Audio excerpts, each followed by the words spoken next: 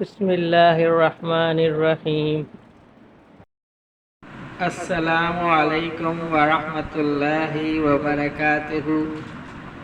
امید ہے کہ آپ تمام حضرات خیریت سے ہوں گے اور رمضان المبارک کی یہ جو گھڑیاں ہیں اس میں خوب عبادتیں اور اللہ تعالیٰ کی یاد اور اللہ تعالیٰ سے دعائیں، یہ سب جو ہے وہ برکتیں اور رحمتیں اللہ تعالیٰ ہمیں نصیب فرمائے، اور رمضان المبارک میں زیادہ سے زیادہ قرآن پاک پڑھنے کی، سمجھنے کی، عمل کرنے کی اللہ پاک ہمیں توفیق عطا فرمائے، اور تمام مسلمان جو ہے وہ اسی طرح اللہ پاک سب کو نیکیاں کرنے والا بنائے اور نیکیوں میں آگے سے آگے پہنچائے، اور ہم سب کو اللہ پاک ہدایت نصیب فرمائے۔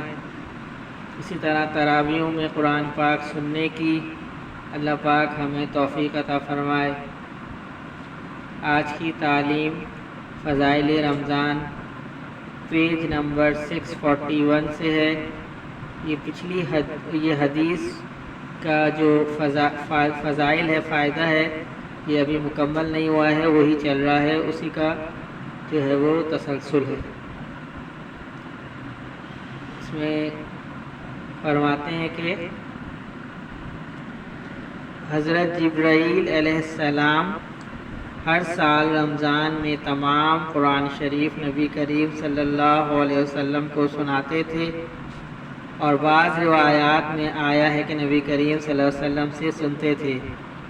علماء نے ان دونوں حدیثوں کے ملانے سے قرآن پاک کے دور کرنے کا جو عام طور سے رائج ہے استحباب نکالا ہے۔ بالجملہ تلاوت کا خاص اہتمام جتنا بھی ممکن ہو سکے کرے، اور جو وقت تلاوت سے بچے اس کو بھی ضائع کرنا مناسب نہیں، کہ نبی کریم صلی اللہ علیہ وسلم نے اسی حدیث کے آخر میں 4 چیزوں کی طرف خاص طور سے متوجہ فرمایا، اور اس مہینے میں ان کی کثرت کا حکم فرمایا۔ نمبر 1 کلمہ طیبہ، اور نمبر 2 استغفار، نمبر 3 جنت کے حصول، اور نمبر 4 دوزخ سے بچنے کی دعا۔ اس لیے جتنا وقت بھی مل سکے ان چیزوں میں صرف کرنا سعادت سمجھے، اور یہی نبی کریم صلی اللہ علیہ وسلم کے ارشاد مبارک کی قدر ہے۔ کیا دقت ہے کہ اپنی دنیاوی کاروبار میں مشغول رہتے ہوئے زبان سے درود شریف یا کلمہ طیبہ کا بھی ورد رہے، اور کل کو یہ کہنے کا منہ باقی رہے۔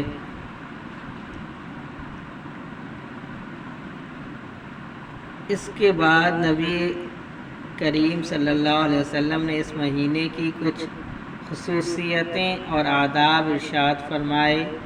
اولاً یہ کہ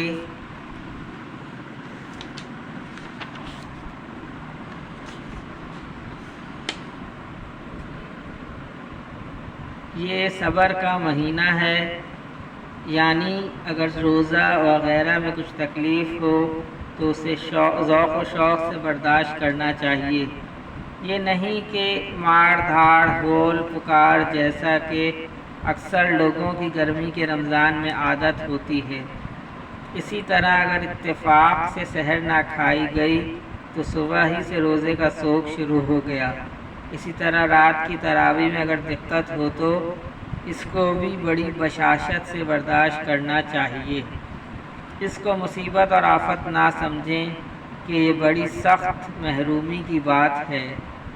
ہم لوگ دنیاوی معمولی اغراض کی بدولت کھانا پینا، راحت و آرام سب چھوڑ دیتے ہیں، تو کیا رضائے الہی کے مقابلے میں ان چیزوں کی کوئی وقت ہو سکتی ہے؟ پھر ارشاد ہے کہ یہ غمخوری کا مہینہ ہے، یعنی غربا مساکین کے ساتھ مدارات کا برتاؤ کرنا۔ اگر 10 چیزیں اپنی افطاری کے لیے تیار کی ہیں تو 2-4 غربا کے لیے بھی کم از کم ہونی چاہیے، ورنہ اصل تو یہ تھا کہ ان کے لیے اپنے سے افضل نہ ہوتا تو مساوات ہی ہوتی۔ غرض جس قدر بھی ہمت ہو سکے اپنے سحر و افطار کے کھانے میں غربا کا حصہ بھی ضرور لگانا چاہیے۔ صحابہ کرام رضی اللہ تعالیٰ عنہ امت کے لیے عملی نمونہ اور دین کے ہر جزو کو اس قدر واضح طور پر عمل فرما کر دکھلا گئے کہ اب ہر نیک کام کے لیے ان کی شاہراہ عمل کھلی ہوئی ہیں۔ اثار غمخواری کے باب میں ان حضرات کا اتباع بھی دل گردہ والے کا کام ہے۔ سینکڑوں ہزاروں واقعات ہیں جن کو دیکھ کر بجز حیرت کے کچھ نہیں کہا جا سکتا۔ ایک واقعہ مثالاً لکھتا ہوں۔ ابو جہم رضی اللہ تعالی عنہ کہتے ہیں کہ یرموک کی لڑائی میں اپنے چچا زاد بھائی کو تلاش کرنے چلا اور اس خیال سے کہ پانی کا مشغیزہ بھی لے لیا کہ اگر ان میں کچھ رمق باقی ہو تو پانی پلا دوں گا اور ہاتھ منہ دھو دوں گا۔ وہ اتفاق سے پڑے ہوئے ملے۔ میں نے ان سے پانی کو پوچھا، انہوں نے اشارے سے مانگا کہ اتنے میں برابر سے دوسرے زخمی نے آہ کی۔ چچا زاد بھائی نے پانی پینے سے پہلے اس کے پاس جانے کا اشارہ کیا۔ اس کے پاس گیا اور پوچھا تو معلوم ہوا کہ وہ بھی پیاسے ہیں اور پانی مانگتے ہیں کہ اتنے میں ان کے پاس والے نے اشارہ کر دیا۔ انہوں نے بھی خود پانی پینے سے قبل اس کے پاس جانے کا اشارہ کیا۔ اتنے میں وہاں تک پہنچا تو ان کی روح پرواز کر چکی تھی۔ واپس دوسرے صاحب کے پاس پہنچا تو وہ بھی ختم ہو چکے تھے۔ تو لوٹ کر چچا زاد بھائی کے پاس آیا تو دیکھا ان کا بھی وصال ہو گیا۔ یہ ہیں تمہارے اسلاف کے ایثار کے خود پیاسے جان دے دی اور اجنبی بھائی سے پہلے پانی پینا گوارا نہ کیا۔ رضی اللہ عنہم وارضاہم ورزقنا اتباعہم، آمین۔ روح البیان میں سیوطی رحمہ اللہ کی جامع صغیر اور سخاوی رحمہ اللہ کی مقاصد سے بروایت حضرت ابن عمر رضی اللہ تعالی عنہ نبی کریم صلی اللہ علیہ وسلم کا ارشاد نقل کیا ہے کہ میری امت میں ہر وقت 500 برگزیدہ بندے اور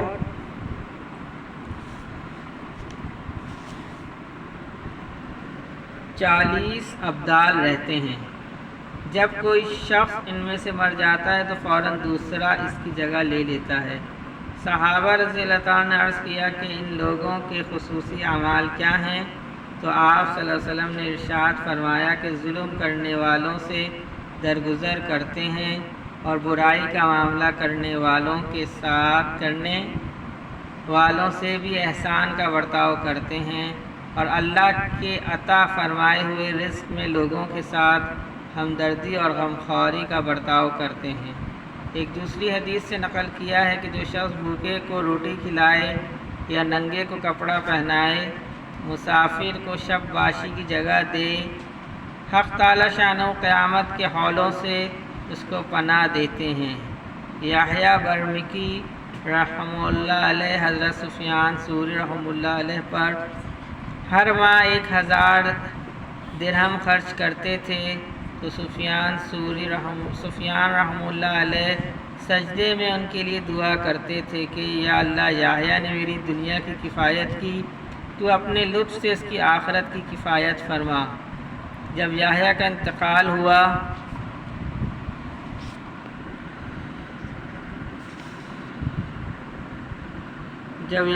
انتقال ہوا تو لوگوں نے خواب میں ان سے پوچھا کیا گزری؟